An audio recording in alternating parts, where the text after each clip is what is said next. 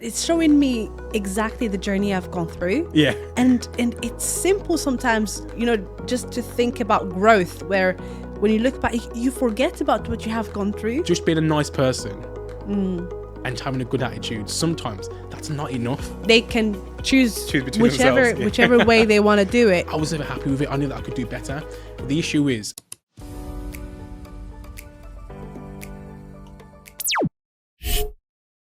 when you first start, obviously, you might be a one-man band. Yeah. Try to do everything yourself. You're doing the Yeah. viewings, you're collecting the keys, you're doing the Yeah. signing, and trying to maybe, disassembling wardrobes and beds. I've done that. I don't know about Yeah. you, but, once Yeah, you are 100%, yeah. at the start time, you're just trying to do everything yourself. But once you scale, or if you want to properly scale, you Yeah. need to replace yourself in the 100%. business. Yeah, that's so crucial. let's talk about how you actually scaled and what was how did it happen? Any people part of your team or Yeah. So a big lesson that I've learned. So one of the good things with our business was, I don't know if you use this, like in lockdown, there was a something called the Kickstart scheme. Mm-hmm. So the Kickstart scheme was a fantastic scheme. Actually, it was transformational, because the way it worked is the government you'd basically pay to find these people, as long as it's on universal credit. You better get these these incentives. Let's say tenants. Then you get these people in who become your employees. You pay them, and you have to claim some of the money back off the government. Okay. So we did that to start off, and it was good because obviously he was getting people that was not in work. I mean, in work, so he was obviously helping unemployment as well. So I thought to myself, you know what, that's a good thing to do. You're helping people. These people are young as well, because they couldn't be. I think it was like up to 22. So to start off with, we did that, and we sort of scaled the team using like that sort of method, and it really worked great. But I realised very quickly that just being a nice person and having a good attitude, sometimes that's not enough. Well, not even sometimes. A lot of the time, it's not enough, because you need people that has the right skills. Yeah.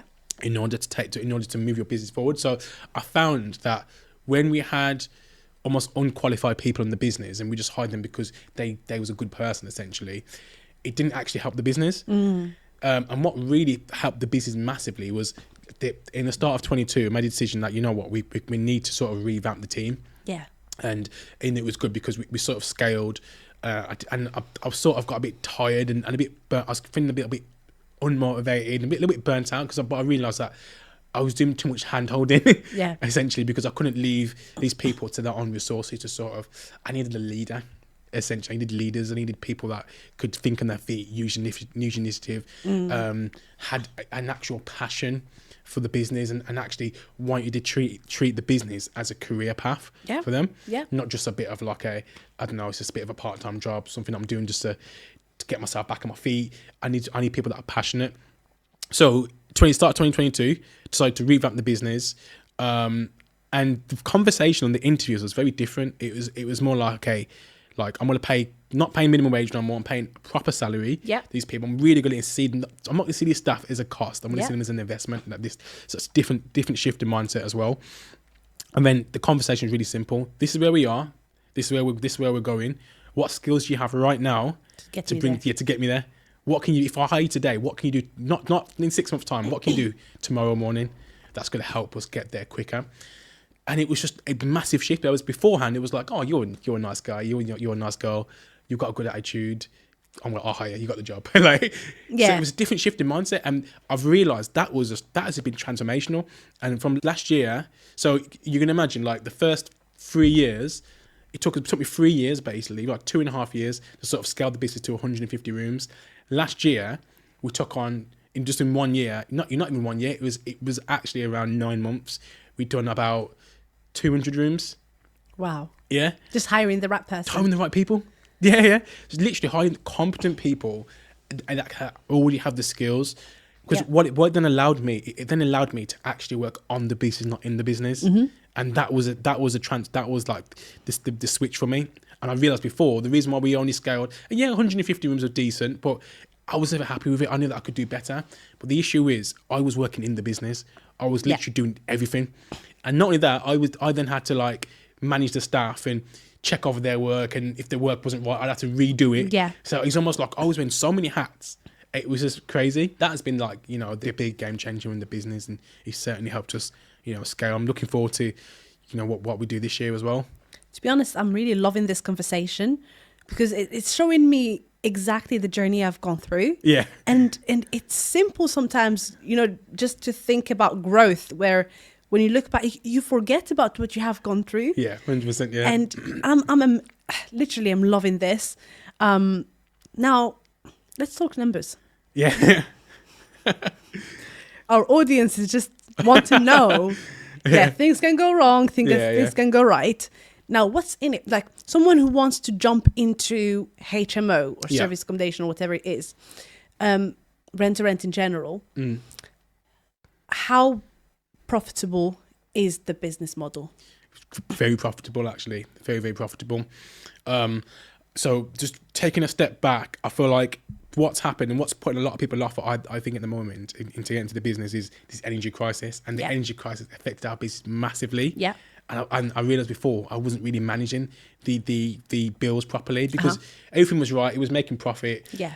So I wasn't really keeping an eye on it. Whereas now, just like I'm all over it. I'm all over the bills. So if you're going to get into it, if you want to be profitable, you have to be all over the bills. And at the end of the day, the tenant's not paying for it. You're paying for it. And the issue that you've got is it could be the hottest day of the year. And this is actually a true story. I've been to a property on the hottest day of the year when it was like, I'm sure it was like touching 30 degrees. The house was like a sauna. Oh my God. And do you know what the tenants do? Rather than going downstairs and switch off the thermostat, all you do is just twist it, you know. Open the windows. Open the windows. The windows, and you could literally jump for the windows. It was that wide open. That's what they do because guess what? They ain't paying for it. So they don't care. But you do because it's coming out of your pocket. So you've got to put all the measures into it to ensure it's profitable. So we make, on average, per property, on a 6-bed property, we always look to make about £750 to £800 profit. That's in your area where you're based in Wolverhampton. Yeah. But the thing is, with HMOs, the mod. So with the strategy rent to rent, I'd say the strategy works if your rooms are full. You cannot have empty rooms. I do not accept empty rooms. Yeah. We you know what, like they're fully let, like 380 rooms now. We'll be with the rooms that we're currently onboarding now. We will surpass the 400 mark, but we haven't, like, they're not onboarded yet. But the rooms that we've currently got that are ready and all good, they're fully let. We're just on it. So one of the things I would say for anyone looking to get into it, because everyone talks about getting the properties, but you've really got to understand, how do you find tenants and how do you close tenants as well?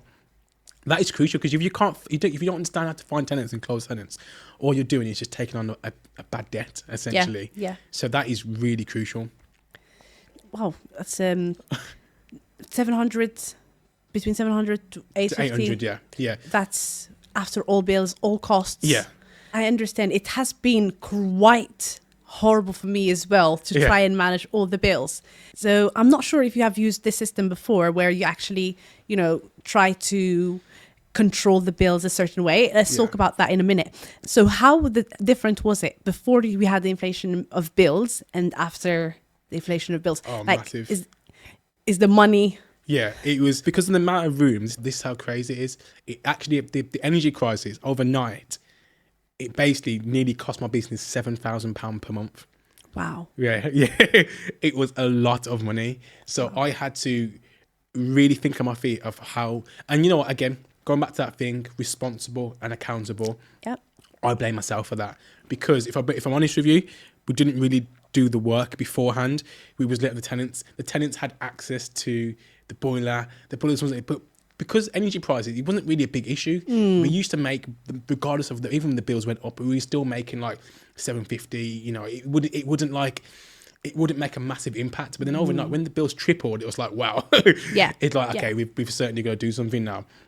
So what we had to do straight away, we had to say, okay, we have to take access of the tenants. So rather than having like the little twist things, not the thermostat, the little cheap ones, they're not the best anyway. We then changed it so every single property overnight had wireless thermostats. Yeah. Where only I have access. Then guess what happened though? You can override it. So I thought that this hasn't solved the problem, because all it was doing is turn it back up. So there's something called a thermostat guard. Yeah. That you can get them from Amazon, and they're about £25-30. Oh. Yeah. And what this thermostat guard has is a lock on it. So the tenants can't. It has vents on it as well, so it obviously still does its purpose. Right. So put the thermostat guard over the thermostat, and it has a key and a lock. Only I have the key for it, or the team, and so that then prevents the tenants from having access to it. And obviously, then we put a camera. We've got cameras in all the houses now as well, so any sort of tampering, we can sort of get that as well. Yeah. The other thing that we've done as well that we implemented is infrared lights in the communal areas as well. Because another issue you have with HMO is, again, because you've got to think these tenants are not paying for it, so they'll just literally abuse the electricity in the house as well. So all the if you could drive past any house, I'm sure you've done this before. Drive past your house and it could be like broad daylight, it could be. I've driven past houses like, I've ended up driving past at like late at night, probably like 2 a.m. Yeah. And on the light, all the lights are still on in the house. I'm thinking, I know, like everyone's in bed, but because no one thinks about it. So having automatic sensors in all the communal areas, even the kitchen. Yeah. And with the kitchen, we put it on a little bit longer. It's been a game changer. So that has been the main thing that I've done. So wireless thermostats, thermostat guards, and then the Censored sensors, lights. Censored lights, and that has helped reduce the bills. It's still obviously higher, but I think a lot of it is I'm paying back some from when it was mismanaged from before as well. Yeah. So I think I am paying a little bit over the odds, but the business is still making money. It's still profitable. But here's the thing though, because everyone else is in the same position, rent prices have gone up massively. So for instance, in Wolverhampton, where I'm based, rent prices beforehand were like, on average, about 380. Yeah. This year, so this was like 2021. Last year, it went up by to 480. It's gone up £100. But my rooms, I always try and stay in at least a top 5% in the city. We do our rooms to a very nice standard. We don't cut corners. We do it to a very high standard. Change the carpets and put good furniture in there. And it always pays off because you get a better client who's willing to pay a little bit more. It's going to cause you less stress as well. Yeah. And overall, it works better. And also, that's one of the reasons why we never have empty rooms, because we do it to such a high standard. Yeah. So it pays off. So we've put in all the extra measures in, and also with the inflation of the rooms, and we're still in profit anyway. So we're still actually making. In fact, we're probably making a little bit more than what we did before. Beautiful. Because now everything is in control, isn't it? Yeah. Something I've experienced. I've experienced the same thing, the exact same thing. We're in the same industry. That's what we do for a living. Yeah. Something the audience might also benefit from is that I have given them the responsibility to take care of their own bills right now. Okay. How have you done that then? So basically, everything was included in the past. Yeah. Everything, like all the bills, gas, electricity, water, internet, whatever it is, but not anymore. So what I've done, I've gone to the house just the same way you've done.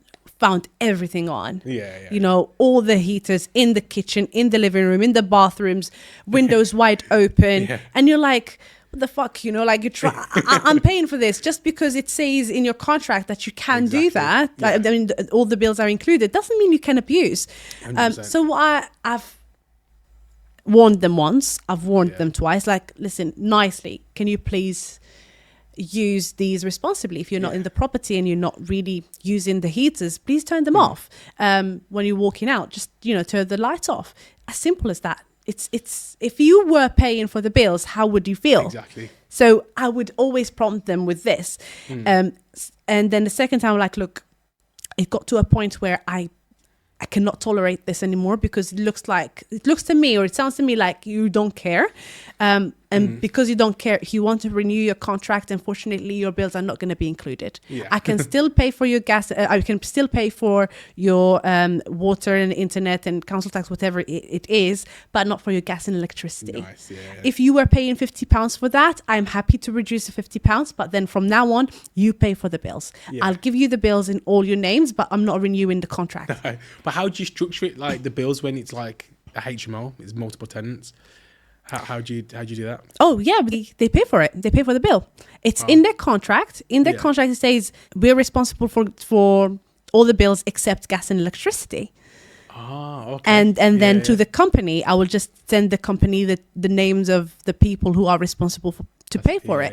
Okay, so now they're actually blaming each other for leaving this on or leaving that on. And then whose bank account will it come out of? How does that work? It doesn't really matter. Yeah. You can just pay the company direct. There's different ways, right? You can always do a prepayment meter as well, can't you? Yeah. When they pay, yes, of course. When we have that, it's easier. It's easier. Yeah, it's even easier. But if we have the bill they can just send a direct debit, or they can choose between whichever way they want to do it. I like it's that. really up to them. Yeah, I like that.